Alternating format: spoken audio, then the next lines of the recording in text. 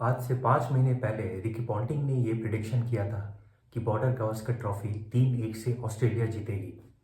ये अगस्त में उन्होंने कहा था 2024 में। आप गूगल पे चेक कर सकते हैं। उसके बाद जब पहला टेस्ट ऑस्ट्रेलिया की टीम पर्थ में हार गई, रिकी पॉन्टिंग से पूछा गया कि आपने तो कहा था कि 3-1 से ऑस्ट्रेलिया की टीम जीतेगी। तो रिकी पॉन्टिंग ने कहा कि पहला टेस्ट हम अभी हारे हैं, लेकिन अभी भी मैं अपने प्रिडिक्शन में कायम हूँ और ये सीरीज ऑस्ट्रेलिया 3-1 से ही जीतेगी। और वही हुआ। ऐसा कैसे हो जाता है कि कोई प्रिडिक्शन कर देता है इंडियन टीम की परफॉर्मेंस के बारे में? क्योंकि ये प्रिडिक्शन बहुत आसान है। हमारा जो स्पोर्ट्स में डीएनए है वो कॉमन है और बहुत ही एज ओल्ड प्रॉब्लम्स से ग्रसित है। हम कभी भी बचपन से अपने बच्चों को जब खिलाड़ी बनाते हैं, उसे ये नहीं बताते, उसे ये ट्रेनिंग नहीं देते कि this sport is not about you as an individual. Team जो है, जो आप जिस टीम के लिए खेल रहे हैं, चाहे वो आपके क्लब की जर्सी पहन के आप खेल रहे हैं या फिर आप नेशनल टीम के लिए खेल रहे हैं, वो team is bigger than an individual. और चूंकि इसकी ट्रेनिंग नहीं दी जाती और बड़ों को देखकर बच्चे सीखते हैं, तो उन्होंने बड़े बड़े नाम देखा है जिनकी इतनी फ़ैन फॉलोइंग हुई है और उन्हें इतना शोहरत मिला, इतने इतने पैसे मिले, तो और बड़े बड़े अवार्ड्स मिले और विज्ञापन मिलते हैं करोड़ों के। तो इसलिए वही बच्चे जब बड़े होते हैं तो उसके बाद वो भी उसी रोड मैप को फॉलो करना चाहते हैं। आज बीसीसीआई रिचेस्ट बोर्ड है, ये हर किसी को पता है। लेकिन क्या फ़ायदा इतने पैसों का अगर आप उस खेल में आप जीत नहीं पाते, आप डोमिनेट नहीं कर पाते। हमने आज तक क्रिकेट में कभी डोमिनेट नहीं किया है किसी भी कालखंड को। हाँ, कभी कभार हम टूर्नामेंट जीते हैं। हम आईसीसी टूर्नामेंट भी बीच बीच में जीते हैं। और ऐसा नहीं कि केवल 2013 में ही चैंपियंस ट्रॉफी जीते थे, 2002 में भी जीते थे। जो सबसे पहला चैंपियंस ट्रॉफी हुआ था, शायद हम उसके फाइनल में गए थे। और उसके बाद 2002 में हम शेयर्ड विनर भी थे, को विनर्स थे। तो कभी कभार हम जीते हैं। 2011 में हम वर्ल्ड कप जीते, 13 साल बाद फिर हम 2024 में T20 वर्ल्ड कप जीते। टूर्नामेंट्स जीतना एक एक अलग बात है, लेकिन इस खेल को डोमिनेट करना वो बिल्कुल अलग बात है और वो हमने कभी नहीं किया है क्रिकेट।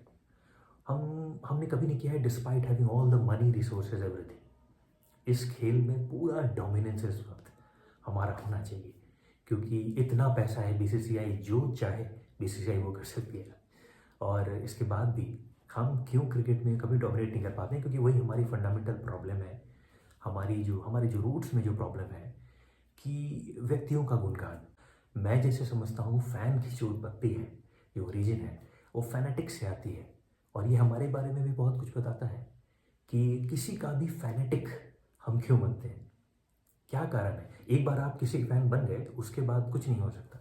और अगर हम अपने आप को मिरर पे नहीं देख पाए कि हम फैनेटिक क्यों बनते हैं किसी के लिए भी, तो वो हमारे व्यक्तिगत जीवन के बारे में भी बताता है कि शायद कहीं न कहीं हम हीन भावना से ग्रसित हैं। गुरजेफ एक बहुत बड़ा मनोवैज्ञानिक और चिकित्सक हुआ पश्चिम में। गुरजेफ अपनी बेटी को ये कहा करते थे कि कई चीज़ें उन्होंने सिखाई है। उनकी शायद एक पुस्तक भी है, latest memoirs to his daughter, इस तरह करके। तो मुझे ये बात बहुत दिलचस्प लगी कि उन्होंने अपनी बेटी को आगाह किया था कि कभी भी किसी सेलिब्रिटी के साथ फ़ोटो मत खिंचवाना। इससे होगा क्या, मनोवैज्ञानिक स्तर पे ये होता है कि आपकी जो अहमियत है, आपका जो इम्पोर्टेंस है, वो कम हो जाता है। और आप सीधे तरीके से ये सरेंडर कर देते हैं सामने वाले को कि आप जो है, आपका ओहदा, आपका जो दर्जा है, वो मुझसे बहुत ऊपर है और इसीलिए मैं आपके फ़ैन बनने को तैयार हूँ। हम फैन फैन हम फैनेटिक लोग हैं और हम फ़ैन बनना चाहते हैं किसी न किसी के। और एक सुपरस्टार खिलाड़ी अगर रिटायर हो जाता है तो हम दूसरा ढूंढने लगते हैं, किसी न किसी का फ़ैन तो हमें बनना है, जी हुजूरी करनी है, जी हुजूरी माई बापू हमें करना है। अंग्रेज़ चले गए लेकिन ये जो भावना है वो तो रह गई हमारे भीतर। तो ये वो भावना तो अभी तक गई नहीं, किसी न किसी तरीके से तो वो निकलेगा, किसी नेता पे, किसी फिल्म अभिनेता पे, किसी खिलाड़ी पे, अलग अलग क्षेत्र में। लेकिन हम फ़ैन बने रहेंगे। बॉर्डर गावस्कर ट्रॉफी जो एक बहुत बड़ा एक एक उनके लिए बहुत मैटर ऑफ प्राइड थी कि 10 साल में से ये ट्रॉफी उनके पास नहीं थी और अपने ही देश में वो हार जा रहे थे पिछले 2-3 बार से भारत। तो उनके लिए बहुत बड़ी मैटर ऑफ प्राइड थी और उन्होंने वही किया जो वो करते आए हैं, टीम को प्रायोरिटी दी। मिचेल मार्श को हटाया उन्होंने इस टेस्ट में। ये यहाँ पे ऐसा हो तो बहुत बड़ी बात हो जाएगी।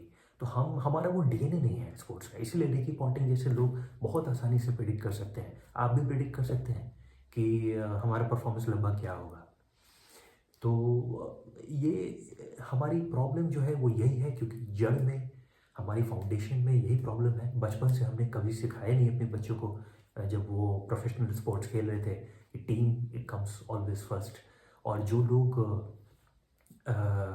उसी प्रोसेस से होकर ऊपर तक जाते हैं, उनके अंदर वो पॉलिटिक्स कूट कूट कर भर जाती है। हमारे अधिकांश जो खिलाड़ी हैं वो पॉलिटिशियन के लिए बहुत सूट करते हैं। इस जनरेशन का ग्रेटेस्ट बैट्समैन आज भारतीय क्रिकेट टीम में है।